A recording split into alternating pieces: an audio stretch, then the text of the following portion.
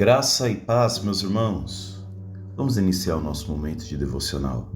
Tome a sua Bíblia no livro do profeta Jeremias, capítulo 31, o versículo 25. Vamos ao texto. Porque saciarei a alma cansada e reabastecerei toda a alma que se encontra desfalecida.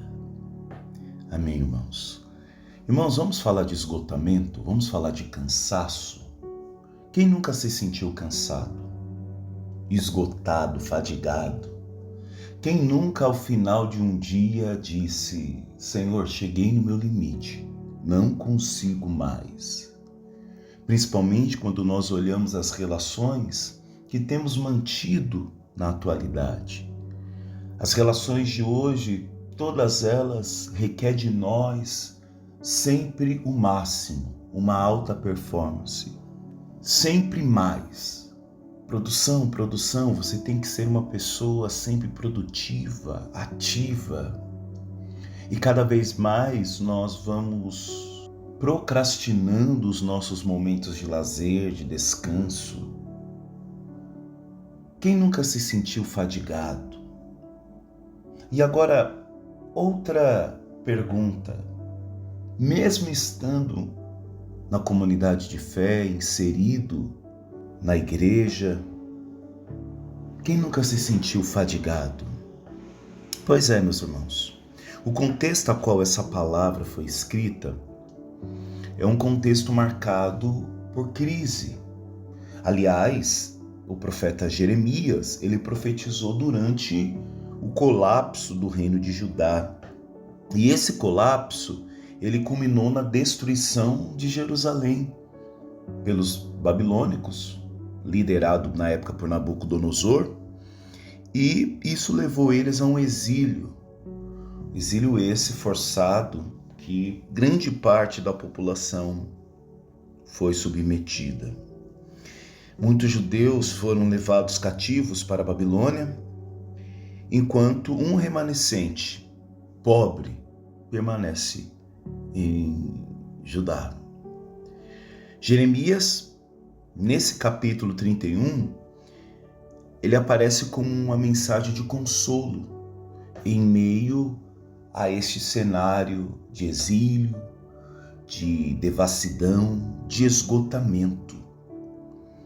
Quando nós olhamos para o capítulo 31 de Jeremias, aliás, também o capítulo 30 ao capítulo 31 de Jeremias, nós vemos uma consolação. Até esse capítulo, ele recebe o nome de o livro da esperança, porque o versículo aqui apresentado, e também o capítulo inteiro, nos é apresentado o dado de Deus que promete trazer o povo de volta à terra após o exílio. É Deus então trazendo esperança para aqueles corações fadigados. É Deus trazendo esperança para aquelas almas cansadas, para aquelas almas entristecidas, para aquelas almas que precisavam ser saciadas. E é interessante porque a partir do versículo 31 diz assim, do capítulo 31 de Jeremias: Eis que dias vêm, diz o Senhor, em que farei um concerto novo com a casa de Israel e com a casa de Judá. Não conforme o concerto que fiz com seus pais, no dia em que os tomei pela mão para os tirar da terra do Egito, enquanto eles invalidaram o meu concerto, apesar de eu os haver desposado, diz o Senhor. Versículo 33, o capítulo 31 de Jeremias. Mas este é o concerto que farei com a casa de Israel depois daqueles dias, diz o Senhor. Porei a minha lei no seu interior e escreverei no seu coração, e eu serei o seu Deus e eles serão meu povo. E não ensinará alguém mais a seu próximo, nem alguém a seu irmão, dizendo: conhecei ao Senhor, porque todos me conhecerão, desde o menor deles até o maior, diz o Senhor, porque lhes perdoarei a sua maldade e nunca mais me lembrarei dos seus pecados. A palavra conserto é a mesma palavra equivalente à aliança, a pacto. Quando nós nos deparamos com o Primeiro Testamento e o Novo Testamento, a palavra ali não é bem testamento, a palavra ali é pacto, é conserto. E aqui em Jeremias capítulo 31, Deus está deixando claro que haveria um novo concerto. Uma vez que o primeiro concerto já havia sido firmado, como diz no capítulo 32, que é o concerto de quando no dia em que os tomei pela mão para os tirar da terra do Egito. Ele está falando do pacto firmado no Monte Sinai, com Moisés, os 10 mandamentos. Mas aqui ele está falando de uma nova aliança. Ora, e quem é o autor desta nova aliança? Quem é o autor deste Novo Testamento? Jesus Cristo. E não se engane, porque o Novo Testamento não começa durante a vida pública de Jesus, mas o Novo Testamento dá-se início quando Jesus morre na cruz, porque, ora, para que o Novo Testamento venha vigorar, é necessário que morra o dono do testamento. Então, aqui, a palavra do Senhor está apontando para um pacto, para uma aliança, a qual todas as almas cansadas, oprimidas, entristecidas, encontrariam remanso, encontrariam descanso. É o que diz Mateus capítulo 11, versículo 28 ao 30. Vinde a mim todos os que estáis cansados e sobrecarregados, e eu vos aliviarei. Tomai sobre vós o meu jugo e aprendei de mim, porque sou manso e humilde de coração. E encontrareis descanso para as vossas almas, porque o meu jugo é suave e o meu fardo é leve. Diferente da antiga aliança, em que o descanso era concentrado em um dia, o Shabat, o sábado, para nós, na nova aliança, Cristo é o nosso descanso. Cristo é aquele que nos alivia do peso. Por isso, meus irmãos, eu preciso liberar sobre a tua vida esta palavra de descanso, essa palavra de alívio. Talvez você anda estressado, talvez você anda sobrecarregado, sob pressão, porque o mundo nos coloca fardos, porque o mundo tem colocado em nós pesos que nós não conseguimos carregar. Mas eis aquele que nos convida a ir até ele com os nossos fardos, com os nossos pesos, porque ele nos alivia. Deixa eu te dizer, meu irmão, é muito importante nós recorrermos a ajudas médicas, mas eu preciso te dizer, o seu descanso não está no antidepressivo.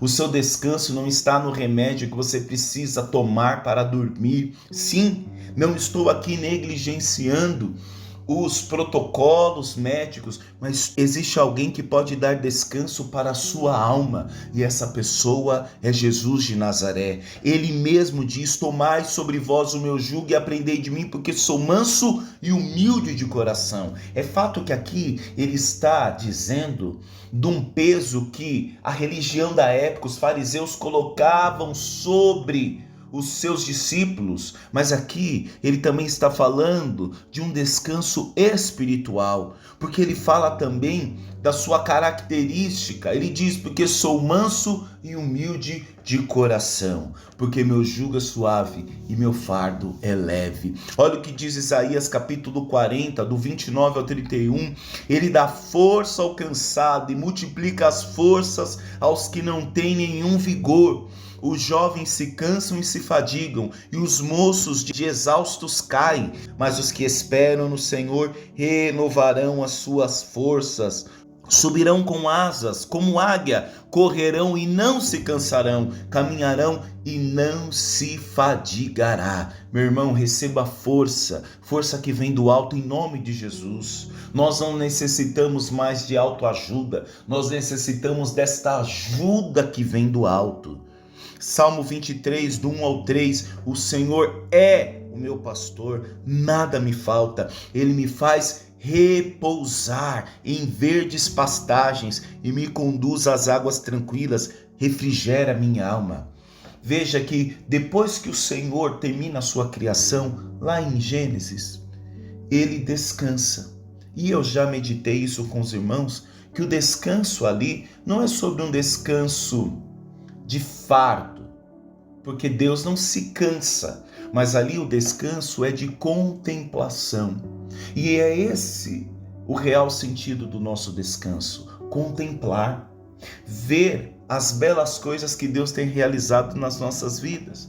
Mas infelizmente, às vezes nós vivemos sob tanta pressão e necessidade de corresponder, de necessidade de sempre ser melhor dia após dia, que nós temos encarado o descanso como uma pausa para recarregar a energia e depois nos cansar novamente. Veja que no Salmo 23, o Senhor, que é o nosso pastor, Ele nos faz repousar.